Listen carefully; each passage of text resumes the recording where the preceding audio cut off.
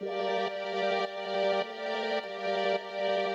everyone, thank you for watching. I think most of the time you would assume that designer items, luxury items, are of a better, more premium quality than things you might be able to buy on the high street and things.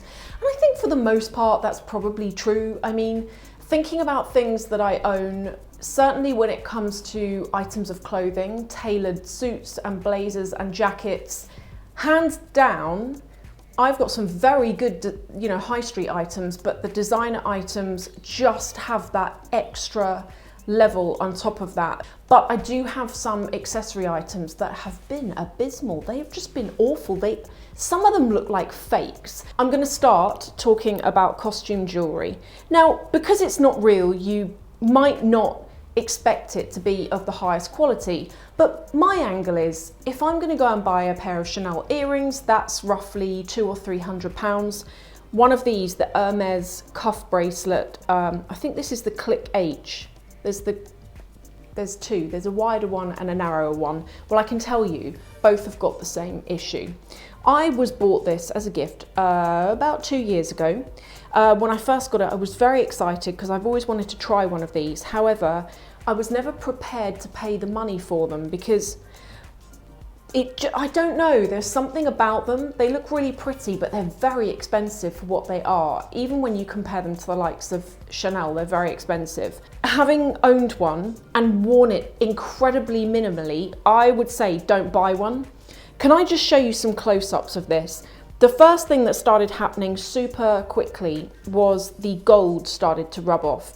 So you can kind of see it on the edges of the H at the top. I'm hoping this is showing. And also just kind of around the edges in general where the bracelet would rub against your skin and any surfaces that you might be on. The other problem is with these, and I've noticed it when looking at them secondhand, they get scratched up. The metal scratches so easily and it looks really worn out, not in a nice way, very quickly. So, I told you mine's been minimally worn. Honestly, I can count on two hands the amount of times I've worn it because I knew that it was fragile and I didn't want to damage it. So I've been really cautious with how many times it's been worn. If you're thinking about getting this, I kind of give it a miss. I mean, if you got the silver tone one, you would obviously not have the issue of the gold rubbing off. You're still going to have the scratches though. Second up, and it's Louis Vuitton. And I'm really disappointed about this. I had heard from a lot of you, you've been telling me that the quality of Louis Vuitton has really hit rock bottom. And because of that, that has been a reason why I haven't bought anything from Louis Vuitton since 2016 when I bought the Alma BB, which I do really like that bag. Then I went away at the beginning of this year, and I had my eye on this particular bag for 2 years. And this is the My Lock Me in the BB size. This is a smaller size. Got this bag and I was like, I looked at it in the shop and I thought, even though the quality's meant to have gone down, it still looks good. Things I don't like are that the flap at the front doesn't line up properly, and it never has done. And I can kind of ignore that because I like the bag. But one of the most annoying things, which I've also experienced with one of their wallets, so I bought these both at the same time, is the metal hardware on these things is so flimsy. Now, take a look at this. I had been using this wallet for not 3 weeks. So I went away, I bought it. When I got back, I was so in love with these two items, and I still am. I still really like them. But I wouldn't buy any more Louis Vuitton for this reason. Look at all of the scratches on this. These scratches, they're not even deep. You cannot even feel them with your nail, but they look really pretty bad. And I knew that I'd taken care of this, and I don't have anything else in my bag except for my phone. I was really disappointed as well by the Louis Vuitton customer service, because when I took it into them to have them look at it, they really did palm me off with it a bit. I said to the guy, I have my receipt, and I said, as you can see, it's not even been 3 weeks. I don't think this is acceptable. And there was no kind of, it's not that they didn't care, although they didn't care, and it's not that I expect them to care. It's more that it was like, there was no reaction to should that happen to something when it's that new, and they just said to me, if you want, we can send it to Paris and we'll see what Paris say, and they might polish it or something. And I thought, there's no point, I just won't buy from you again. Coming onto this as well, the same thing has happened to this, and I noticed this really early on. So you've got this LV on the front and you have a twist lock that opens and closes the bag. And can you see the scuffs that have appeared either side of that central opening? Those scuffs are as a result of that turning lock mechanism that opens and closes. Chanel earrings. I'm sorry for any of you who have been with me for a few years. You know I speak about this and I've spoken about it before, but for anyone who's new, I know I have got quite a few new people. If you're here because you just want to know what to avoid, then you can add these to your list. Chanel earrings in many ways are one thing that if you are into your brands and luxury and you're on a smaller budget, or even if you're someone who's not got a smaller budget, but you don't necessarily want like a whole ton of bags, you want one pair of, one bag, one belt, one pair of shoes, a pair of earrings. However, the quality is bad. So the general rule of thumb, I'm going to show you a pair of earrings here that I got from Chanel 2 years ago. And can you see the pearls have fallen out? This happens constantly. It doesn't stop happening.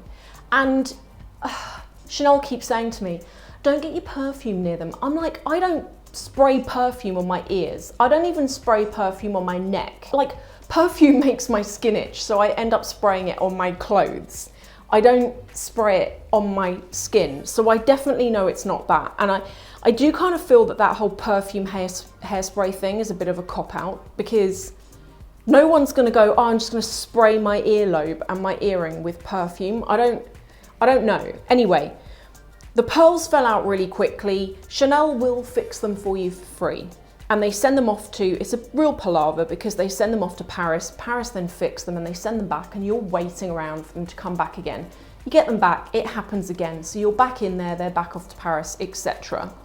I do not know if there is a limited number of times that Paris will fix things.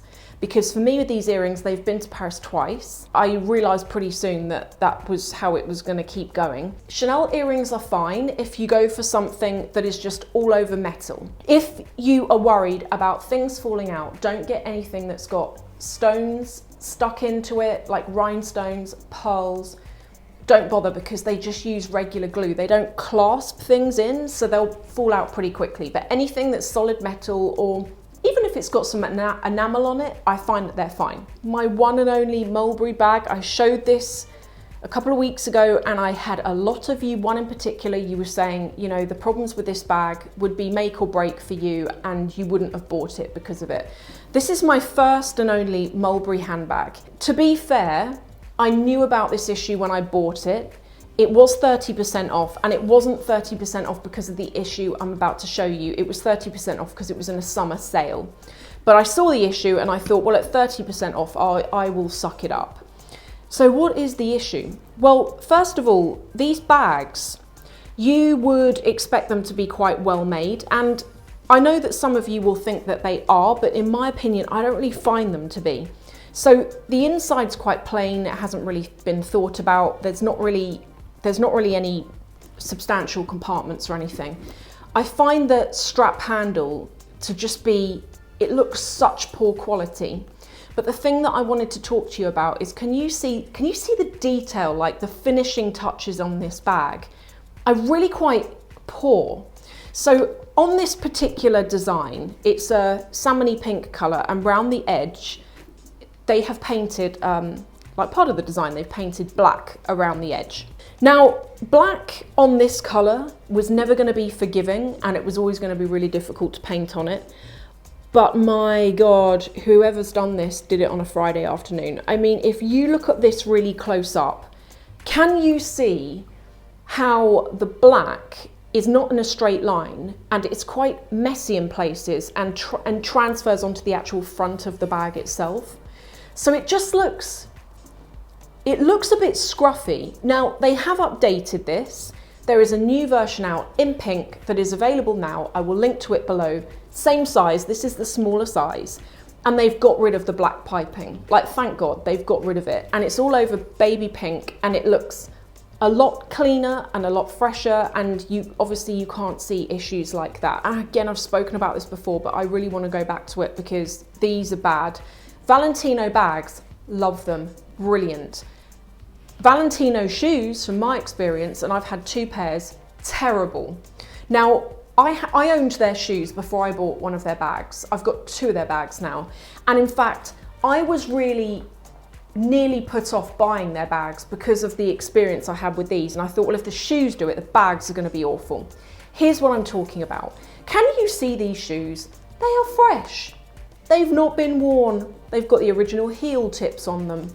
Soles hardly have marks on. I wore these out to lunch a couple of years ago, shortly after buying them. I bought them on Farfetch. Can you see what's going on with the leather on the back of the heels? This happened, and I went from the car to the restaurant, and from the restaurant back to the car, and then I went home and took them off.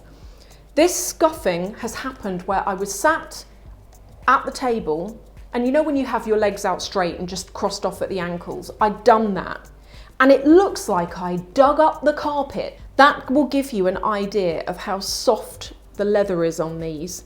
It is, I'm assuming it's lamb, but it's softer even than the Chanel leather. So I would never buy these again. Do you know what? They're worse than I imagined. This is possibly the worst bag I think I've ever bought. When this bag first came out, I think the boy bag came out in like 2013. Correct me if I'm wrong. I really wanted it so badly, and I was saving, and then I managed to get it for my birthday in 2014. And I remember it was on the counter in the shop, and I was looking at it, and I couldn't believe I was looking at it. I wanted it that much. It was, to me, it felt like a really fresh, updated version of the classic flap. I've got 2 boy bags, and they will be the only boy bags that I ever buy again. I don't like the bag for the reason that, can you see the bottom on that? It's sandwiched. It's like this height here is what the bag should be. Can you see how narrow it gets there? And if I show you a profile, can you see how much it sags out? This is the problem that happens with every single boy bag that I have seen. You put things in it, it makes the bottom sag. Further, when you're holding the bag and you're taking things in and out of it, and you close the flap down like that, you naturally have to squeeze the bag inwards to close it. It doesn't want to close. This lock does not push closed. You have to like squeeze these bits in. So that's the first thing. The second thing, and this is going to be relative to the hardware that I've got on this. I think I've got antiqued gold on this, but a bit like with their earrings. Can you see here the way the gold has started to rub off on the corners? That happened after no time at all as well. Honestly, the final point, which just is the nail in the coffin for this bag, is the leather is the most delicate leather. You know, you borderline ask why you'd make a bag in it. It's that bad. This bag looks really tired, doesn't it? And it's not been worn that much. It's a real shame, but it looks like it's been worn to death. And then the final bag, and this isn't so much to do with damage or anything like that. Like with everything else I've shown you, it's kind of like factory defects or damage or something like that. This isn't to do with that. This is the Stella McCartney Falabella bag. Anyone watching, if you're vegan, if you're vegetarian, these bags are not made out of leather. So they're an option for you. I do get a lot of people saying, do you know of any vegan alternatives? And I really don't. If anyone else does know of any luxury vegan brands, please share them below. Anyway, problem is with it, it sounds like a plastic carrier bag.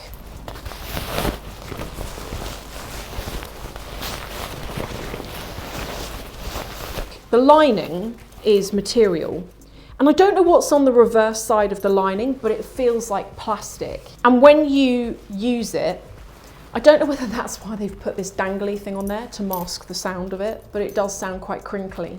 And it's a real shame because I really like the slouchy look of this bag. This bag looks particularly good if you wear it like in the winter and you've got like knee-high boots on and a nice winter hat and a nice coat, and it's all quite like saggy and you can put all of your things in it. It's quite expensive as well for what it is. That plasticky bag, honestly, it feels like plastic. Probably is plastic, isn't it? Let me know what you think about designer stuff in general.